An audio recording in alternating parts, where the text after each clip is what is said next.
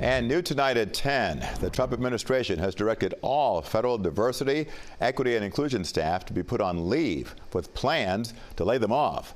CBS News Miami's Anna McAllister joins us live from Miami. And Anna, the head of a military agency, fired today over her DEI focus? That's right, Jim. According to a senior official with the Department of Homeland Security, the head of the U.S. Coast Guard was fired today over her alleged excessive focus on DEI. And this afternoon, I spoke to a Miami woman who runs a DEI nonprofit, and she weighs in on the president's decision to eliminate it. It was one of the first things President Donald Trump promised to do on his first day back in office. I will also end the government policy of trying to socially engineer race and gender into every aspect of public and private life.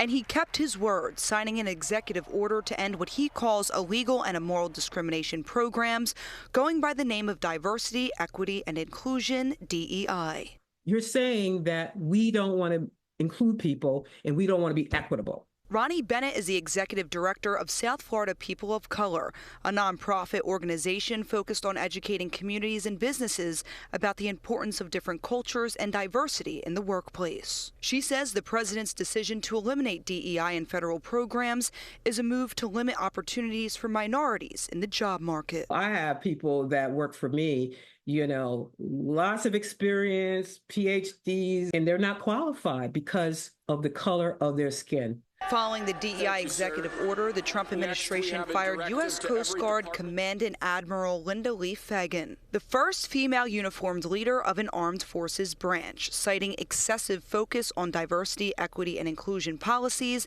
and failure to address border security threats. We will forge a society that is colorblind and merit-based. These colorblind laws, and what happens if you track it? What happens? There's not going to be any minorities. Bennett says her organization has lost thousands of dollars since Florida enacted its Stop Woke Act several years ago, a measure Governor Ron DeSantis touted as being a leader for a day after Trump signed the DEI executive order. We did that years ago where we were pioneering that, and we were doing it at a time when it wasn't as popular to do. Now, companies across the country are rolling back their DEI initiatives as the Trump administration works to eradicate it completely. And Bennett says that she and other DEI supporters will continue to fight for it, and she plans to continue educating people about diversity and culture. Now, as for President Trump, he signed another executive order saying that there were only two genders to be acknowledged here in the United States, male and female. He also said that he will continue to fight against what he says is the woke culture. But for now, reporting live from Miami, Anna McAllister, CBS News, Miami.